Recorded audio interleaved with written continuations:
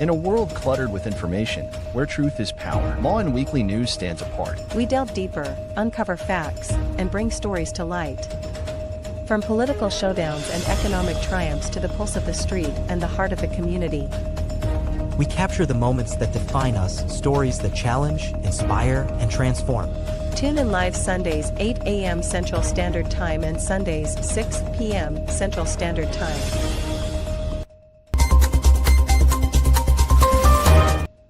These are Lawin headlines for this week. Minnesota shootings, Texas threat prompt calls for better security for lawmakers.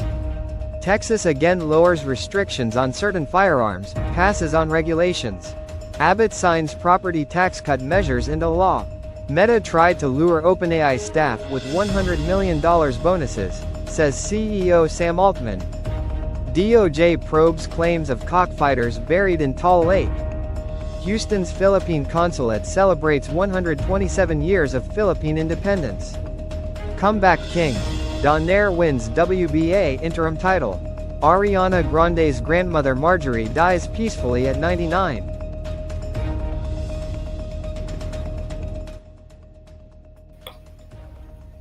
Good day, I am Neska, and tonight we bring you the latest stories in the United States of America, especially the state of Texas. So sit back, relax, and let Lawin Weekly News be your guide to the news that matters most.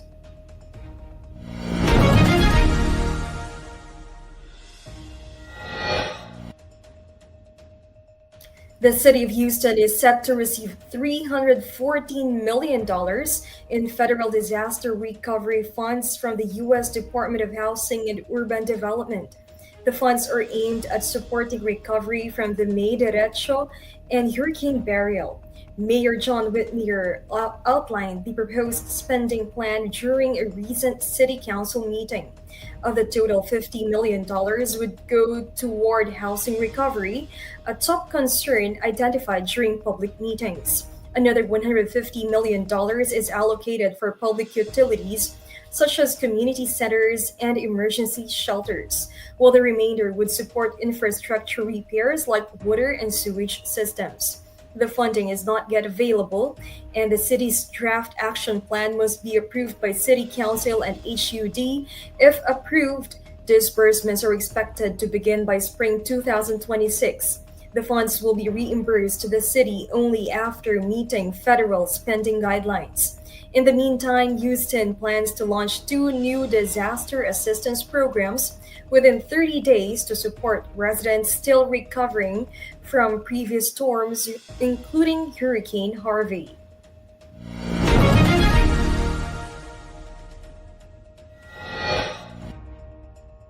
Texas officials are tightening security procedures after law enforcement intercepted a man allegedly traveling to the state capitol in Austin with plans to harm lawmakers. The individual was reportedly headed to the No Kings protest, organized to express political grievances. Authorities acted quickly after receiving intelligence about the threat.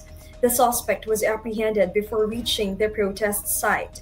In response, Governor Greg Abbott has called for a review of security or current security measures at public events. Officials are now emphasizing better coordination across local, state, and federal agencies to identify threats and improve preparedness. Additional measures may include enhanced risk assessments, more law enforcement presence, and improved intelligence sharing between agencies. The investigation into the Texas incident is still ongoing.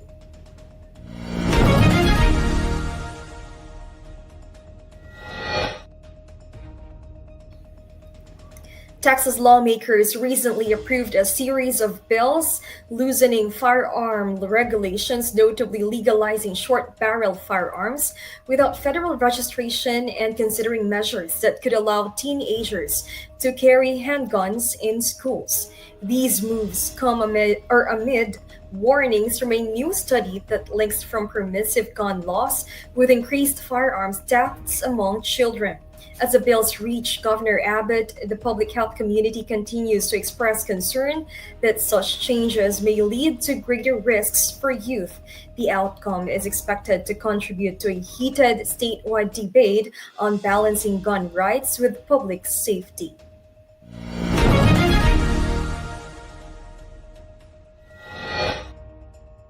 Governor Greg Abbott has signed Senate Bills 4 and 23, along with House Bill 9, advancing a significant property tax break package that will go before Texas voters this November.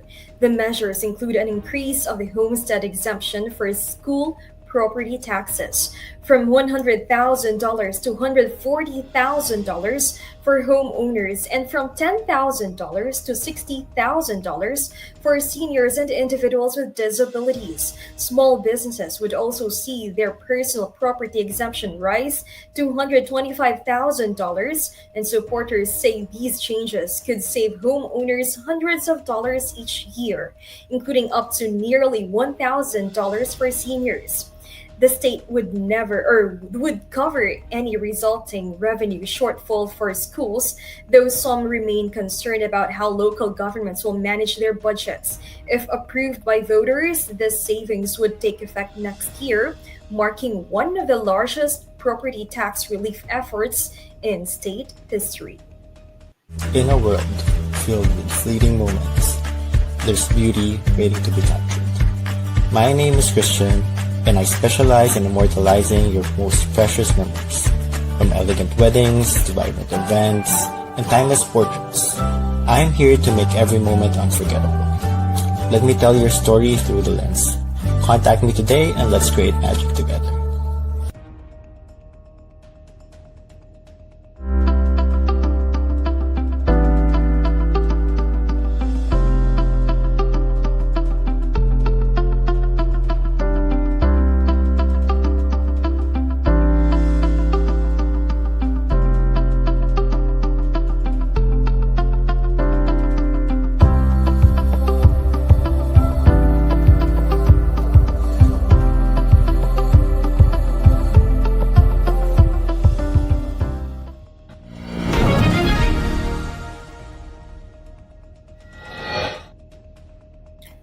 Protesters convened at Austin City Hall on Thursday to oppose potential U.S. military involvement in the ongoing conflict between Israel and Iran.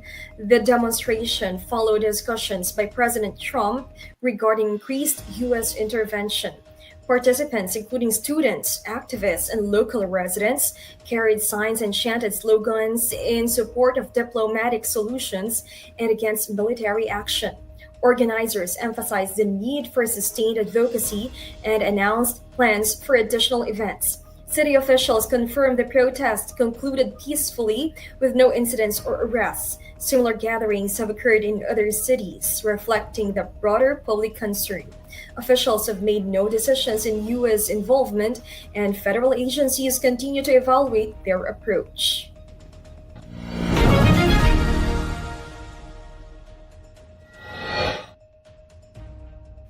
A former firefighter returned to a familiar place on Thursday to mark a major milestone, his 95th birthday.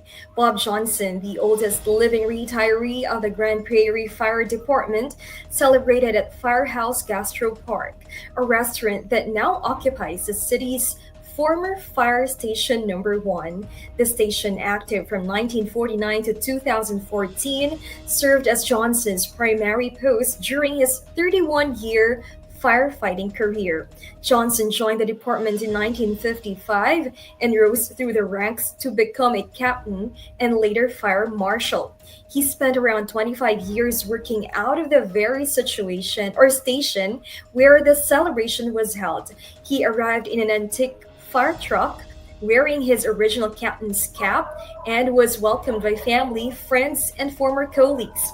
His son, Brent Johnson, now 72, reflected on the evolution of firefighting and his father's resilience.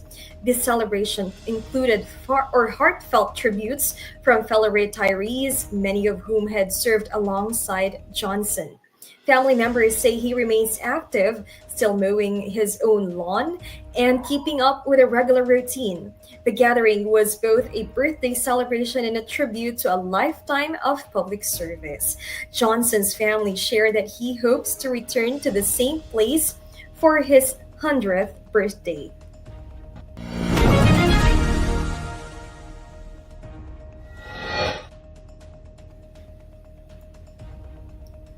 Gina Ortiz Jones was sworn in Wednesday morning as San Antonio's mayor, making history as the city's third female leader and its first Filipino American and first openly gay mayor.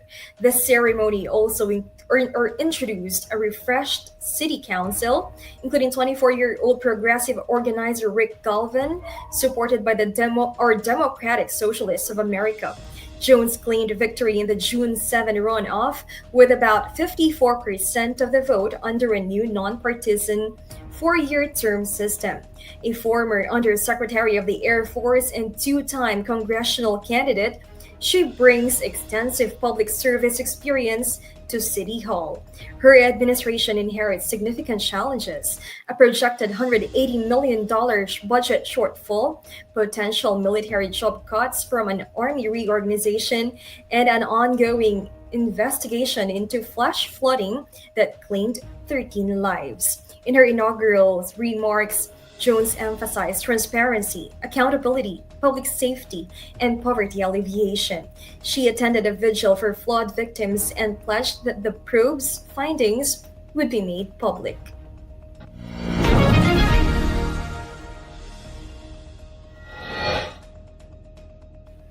OpenAI CEO Sam Altman revealed that Meta Platforms attempted to recruit top OpenAI employees by offering signing bonuses up to $100 million. Despite these substantial offers, Altman confirmed that none of OpenAI's leading personnel have accepted them. He criticized this strategy, arguing that copying competitors for innovation is ineffective and doesn't foster a genuine culture of innovation. Altman likened the current tech talent competition to a professional sports free agency frenzy. Meta's efforts come amid its investment in Scale AI and the hiring of its founder, Alexander Wang, to lead a new superintelligence division. Meanwhile, OpenAI has also made strategic moves, notably acquiring IO, a startup led by former Apple design chief Johnny Ive, for $6.4 billion. The competition for AI talent intensifies as companies vie for skilled professionals to drive innovation in the rapidly evolving field of artificial intelligence. Tune into Legal Treats with attorney Eileen Ligote Dizon every Friday 6:30 p.m. Central Time. Get your weekly dose of legal knowledge, especially on family matters like divorce, child custody, child support, estate planning, probate and immigration. Engage in discussion by posting your questions or comments during the show. See you this Friday at 6:30 p.m. Central Time. That would be Saturday at 7:30 a.m. Philippines. Don't miss out. Journey to self-discovery and mastery. Be bold, why not? Season 6 with MJ Concepcion every Monday 8 p.m. CST. Don't miss out. Where every conversation is welcome at the table. This is Pink Table Talk with Dr. Carly D. Every Wednesday 8 p.m. Central Standard Time. Rice, spice, and everything nice. Welcome to the Philippine food scene with Adobo Queen, Nancy Reyes Lumen of Commissary Kitchen. Every Thursday 8 p.m. CST, Friday 9 a.m. Philippine time.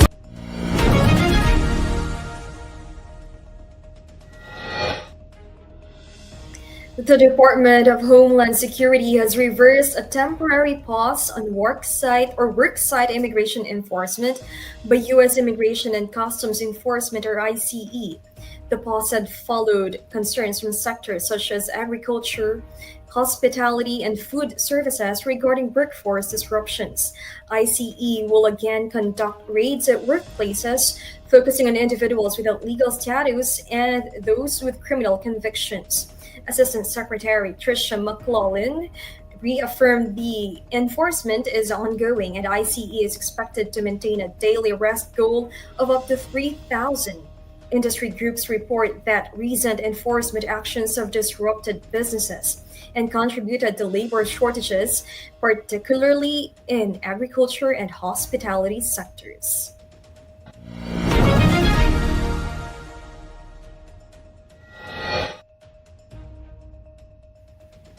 The Department of Justice in the Philippines has launched an investigation into claims that the remains of 34 missing cockfighting enthusiasts or sabongeros may have been buried in Taal Lake, Batangas. The lead reportedly came from a suspect known only as Totoy, who is currently in police custody. Justice Secretary Jesus Crispin Remulla confirmed that the information came through official channels and said the DOJ is now coordinating with local authorities to verify the claim. Remulla stated that all necessary procedures are being followed to determine the facts surrounding the case. The disappearance of the Sabongeros has drawn widespread attention, prompting law enforcement agencies to prioritize the investigation. Authorities continue to gather evidence as the search for answers progresses.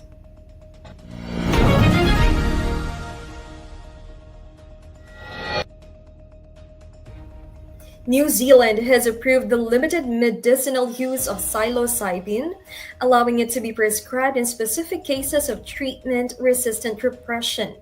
Deputy Prime Minister David Seymour announced the change on Wednesday as part of the new regulations permitting psychiatrists to administer the psychedelic compound under strict conditions. Psilocybin, found in certain mushrooms, is known for its hallucinogenic effects. Seymour emphasized that the substance remains unapproved in general use, but special authorization was granted to a psychiatrist with extensive clinical experience. The decision enables the prescription of psilocybin as part of a closely monitored treatment plan, limited to patients who have not responded to other forms of therapy.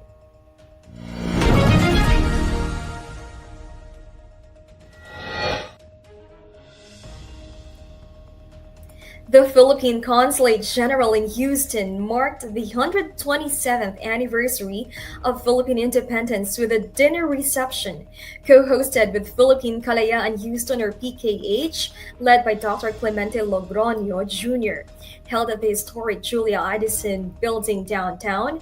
The event welcomed Houston Mayor John Whitmer, city officials, representatives from the U.S. State Department, the Consular Corps, and leaders of the Filipino-American community.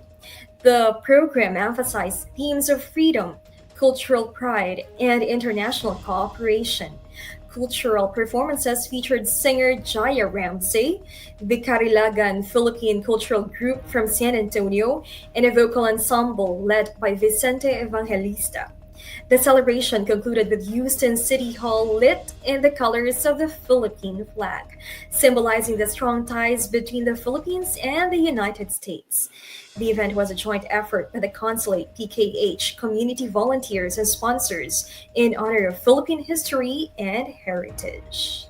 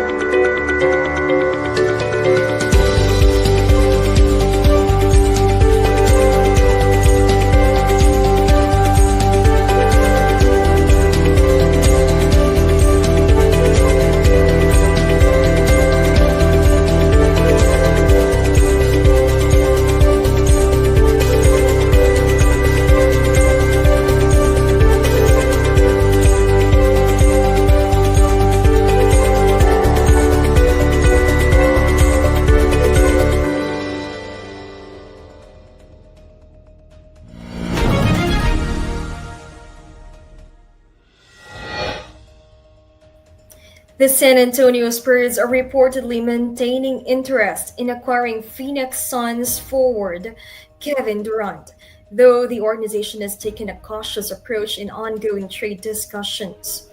While the Spurs are viewed as a potential destination, the team has not aggressively pursued a deal.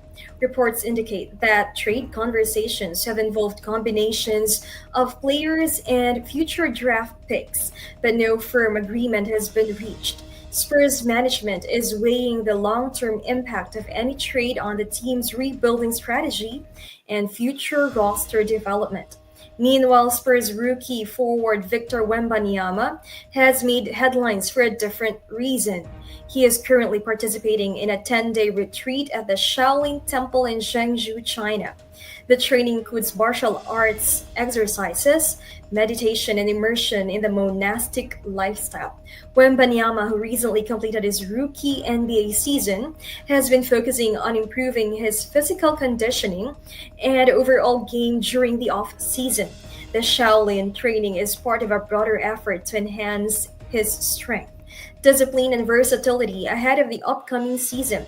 The team expects Wembanyama to return in time for preparations leading into the NBA Summer League.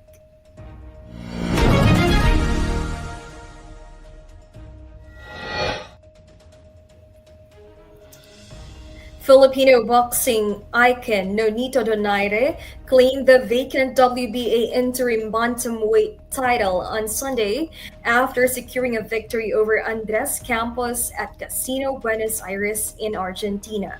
The 42-year-old, a fourth division world champion, won the match by technical decision in the ninth round.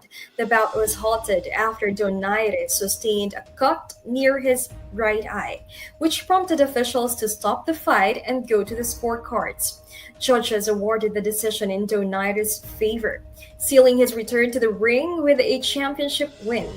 The victory marks the 43rd professional win of Donaire's illustrious career and his first bout since taking a 2-year break from competition. Despite the layoff, Donaire demonstrated moments of his trademark skill, footwork, and resilience throughout the match. The triumph adds another chapter to Donaire's legacy as one of the Philippines' most decorated and enduring athletes in the sport of boxing.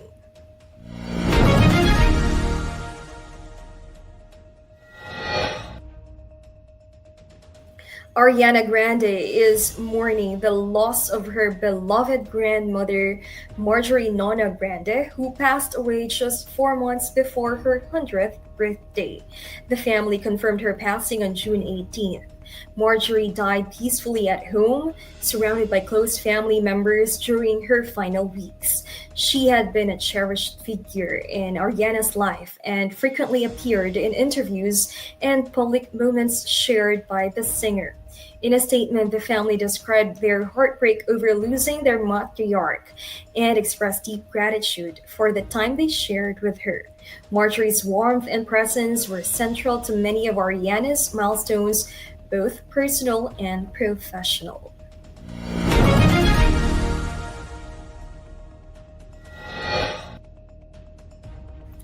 The upcoming Superman film from DC Studios made a vibrant stop in the Philippines as part of its international promotional tour, featuring specially designed jeepneys inspired by the iconic superhero. Each jeepney was customized in Superman's signature red and blue colors, complete with a flowing cape attached to the rear. The vehicles, tailored for the Philippine market, blended a symbol of local identity with one of the world's most recognizable fictional heroes. The jeepneys were used during media appearances and fan events to bring attention to the film's global release. The effort is part of DC Studios' strategy to connect with international audiences by incorporating regional cultural symbols into its promotional campaigns.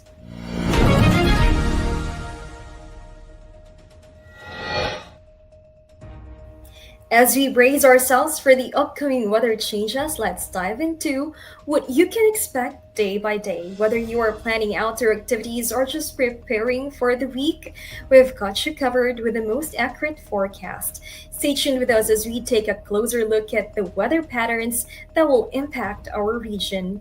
Remember, here at Lawin Weekly News, we bring you the clearest skies to the stormiest forecasts. Here is your Lawin Weekly News weather forecast in Houston, Texas. On June 22nd, Sunday, the high will reach 93 degrees Fahrenheit with a low of 78 degrees Fahrenheit. Expect a mix of sun and clouds with humid conditions throughout. On June 23rd, Monday, temperatures will hit 92 degrees Fahrenheit with an overnight low of 77 degrees Fahrenheit. The day will stay humid with variable clouds and an afternoon thunderstorm. On June 24th, Tuesday, highs near 88 degrees Fahrenheit and lows around 76 degrees Fahrenheit. Humid skies with variable cloudiness and a scattered thunderstorm in the afternoon. On June 25th, Wednesday, expect 87 degrees Fahrenheit for the high and 76 degrees Fahrenheit for the low, increasingly humid and cloudy, with a thunderstorm likely. On June 26th, Thursday, highs around 85 degrees Fahrenheit and lows of 77 degrees Fahrenheit. The day will be mostly cloudy and humid, with storms possible in parts of the area. On June 27th, Friday, temperatures will reach 85 degrees Fahrenheit during the day and drop to 78 degrees Fahrenheit at night. Overall, mostly cloudy with thunderstorms building, especially later. On June 28th, Saturday, the high will be 86 degrees Fahrenheit, low near 77 degrees Fahrenheit. Expect a humid day with a mix of sun and clouds accompanied by a few scattered thunderstorms.